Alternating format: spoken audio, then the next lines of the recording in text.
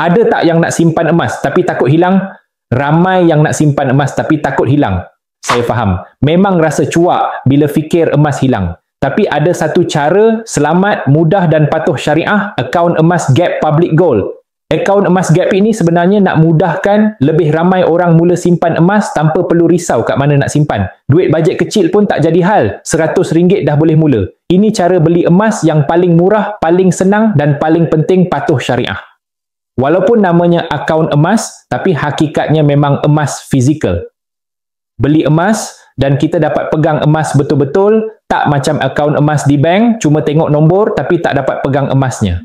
Di Gap, kita boleh keluarkan emas fizikal bila-bila masa, serendah 0.5 gram.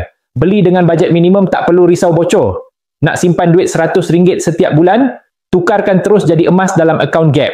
Duit bila dah tukar jadi emas, tak rasa nak belanja. Tak macam duit dalam akaun bank, kejap ada, kejap tak ada. Jadikan emas ni simpanan tetap. Setiap kali gaji, potong RM100, terus masukkan dalam Gap. Lebih berkesan dari simpan duit biasa. Kalau sebelum ni duit asyik bocor je, mungkin dah tiba masa tukar cara simpan. Buat simpanan emas setiap bulan. Perlahan-lahan tengok simpanan tu makin bertambah. Dulu ragu, kini tahu. Jom simpan emas. Dah ready nak simpan emas? Isi info di beg biru untuk saya bantu.